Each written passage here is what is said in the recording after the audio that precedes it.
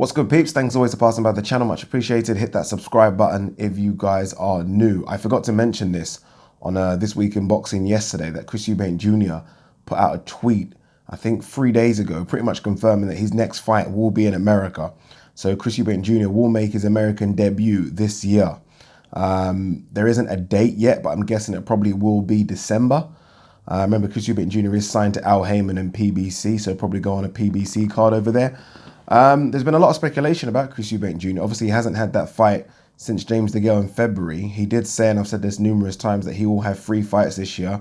That isn't going to happen, but at least we're going to see him out again this year. People speculate. I mean, I've got some crazy emails from people speculating what's going on with Chris Eubank Jr. Someone emailed me about 3 weeks ago saying that they are pretty sure that Chris Eubank Jr. has failed a drugs test and has been banned, and that's why he's out of the ring. Look, I would never say never, but there are some fighters that I would be utterly shocked if they failed a drugs test, and Chris Eubank Jr. is one of those fighters. So no, I don't believe that's the case. I just think it's a case of waiting for the right opportunity, waiting for the right fight. There was a lot of talk about John Ryder, which made sense, I guess, but if you're Chris Eubank Jr. looking at the John Ryder fight, you probably look at it a few ways and think, is it a big fight? No. Is it financially a big fight? No. Is there a world title on the line, apart from Chris Eubank's IBO? No.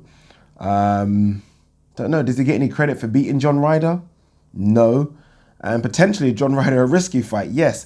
So that fight doesn't make sense for Chris Eubank Jr. It makes sense for John Ryder, but for Chris Eubank Jr., not so.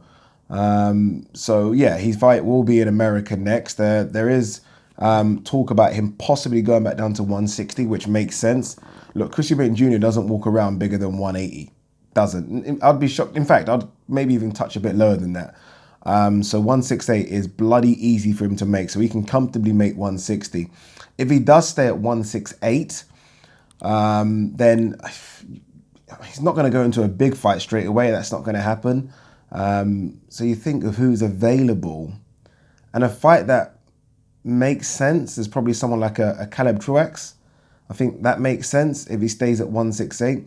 If he stays at 160, then, I mean, eventually he could run into the same problems that Charlo's running into, where all the good guys at 160 are over at DAZN, right? All of them are over at DAZN now.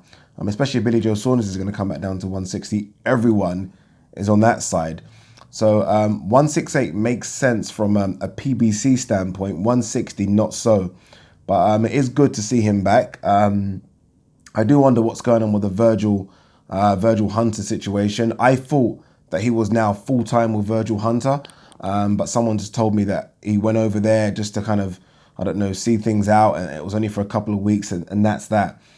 Fingers crossed he gets with Virgil Hunter or a real trainer, right? Someone full-time, and not think he can do it himself. I think we have seen some interviews with him where I think he's been very honest. I think he done a sit-down with Trish Dixon where he's like, you know, he kind of trained himself pretty much for a long time. And he kind of done well, if you think, training himself. And it's time to get a real trainer on board. Fingers crossed that real trainer is Virgil Hunter, because, I mean, look, there isn't much wrong with him. There isn't much wrong. I mean, yes, boxing ability is boxing ability. It's going to be difficult for him to get that. I think that's almost something that's kind of grown in as an amateur. No amateur background, really, for Chris Eubank Jr. But we know he's dedicated. We know he's strong as fuck. I mean, punches in bunches. His hands aren't too bad, right? I mean, they're not the most skillful, but they're there. But I do think if you can tweak a few things, I mean, there's a guy there that I still think can cause problems for a few of the guys at 160. Maybe not the top elite guys, but the guys just below that. But yeah, look, what do you guys make of this? Chris Eubank Jr. making his American debut now. You almost feel like they haven't really capitalized on that big win. And it was a big win over James DeGale. I know it was a faded James DeGale, but still, nonetheless, it was a big win.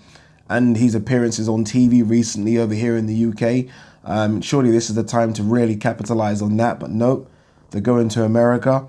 Let's see who they match up with, right? Let's see what weight it's at. That's going to be very interesting. I think he should drop down to 160. But again, if he does, being with the PBC boys might be a problem. But 160 makes sense. I mean, can you imagine him in the ring with someone like a David Benavidez? I mean, that's just not fair. That's just not fair. What do you guys make of it anyway? Let me know. Peace.